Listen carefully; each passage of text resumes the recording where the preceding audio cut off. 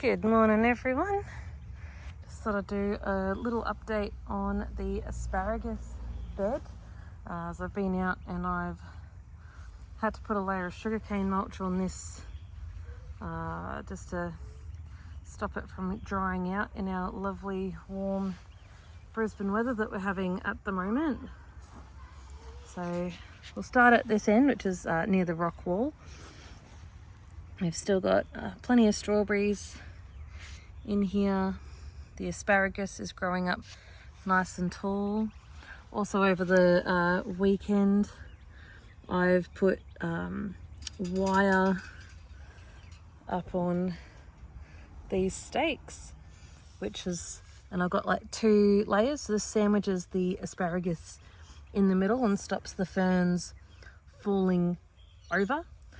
What I will also be doing is running string between the 2 bits of wire to stop these fronds falling over onto the other asparagus plants. This way, particularly from down the bottom, I've got some nice clear columns of asparagus, which will allow me to harvest the strawberries a lot easier because I'll be able to see them without the fronds being over the top.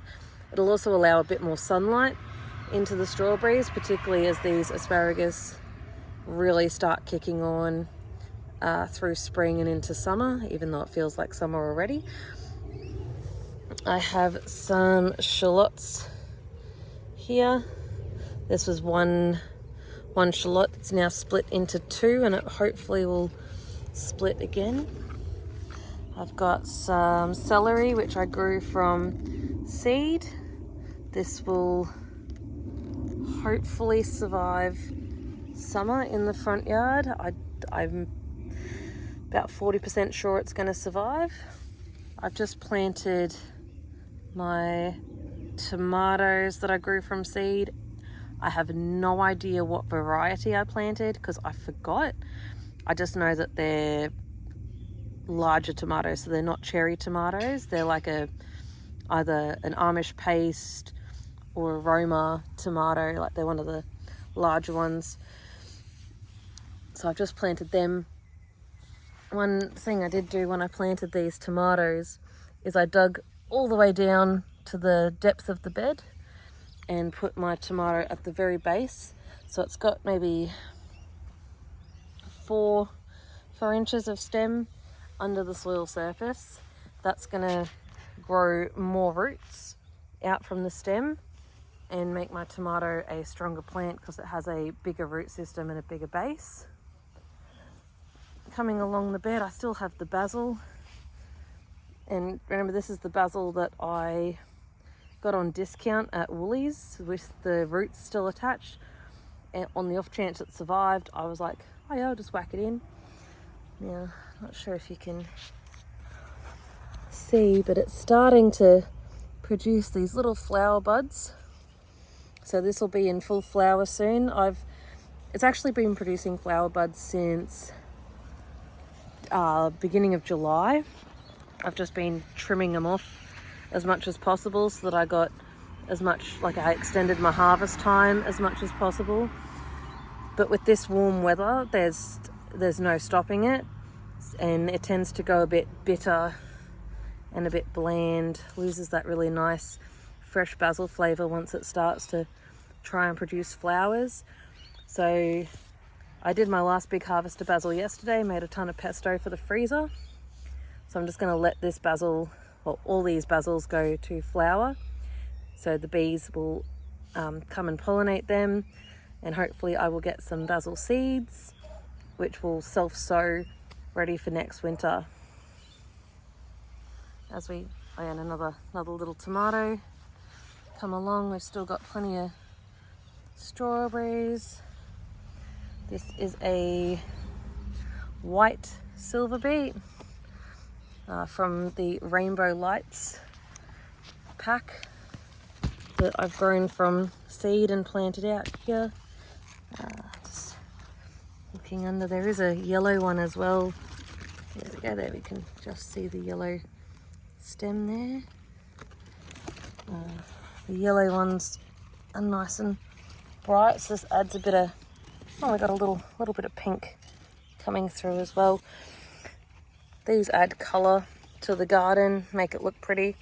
And also the silver beet we use like spinach, so we make like a spinach egg pie, spinach and feta pillows, things like that. The next basil along, some red shallots.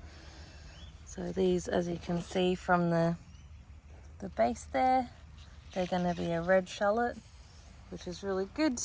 Different varieties.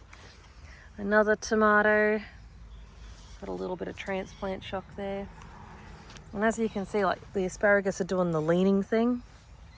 So this is why I want to get in here with the string and, you know, hold them up. That way it's easier for me to get into the strawberries.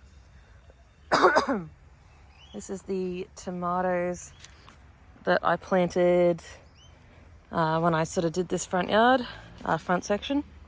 They're a larger tomato. I think this one's mortgage lifter. So I've got my dog wire that I've put on stakes, and I'm weaving the main leader of these tomatoes in and out of the dog wire so it has support, and also it'll be easier for me to harvest these, and it will be easier for airflow. Got the red and a pink, and a yellow. Yes, this is the yellow one. Like, it's so nice and bright. If you can hear buzzing, it's all the bees wanting to pollinate the asparagus flowers. I'll move this out of the way. So you can see this is just all those little dots and bumps. That's all flowers on the asparagus. That's a female plant. And the bees absolutely love the nectar and the pollen out of them. So I've got my lettuces still under here. These will be getting cut out soon just because they're starting to bolt. And also it'll clear ventilation for these tomatoes. So some bunching onions, as you can see. All my strawberries underneath still, all the way along under all this asparagus. More basil, more tomatoes. Once again, it's one of the bigger tomatoes. And more silver beet. I got a pink, and we have a beautiful yellow silver beet. The last basil, and of course more shallots, and you can see that's a red as well.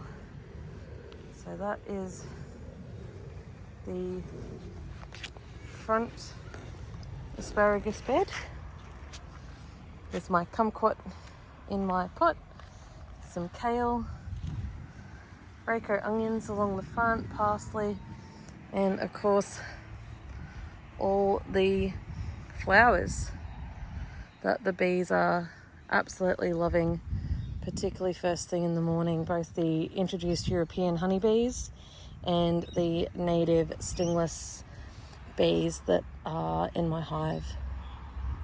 So there you go, little update there.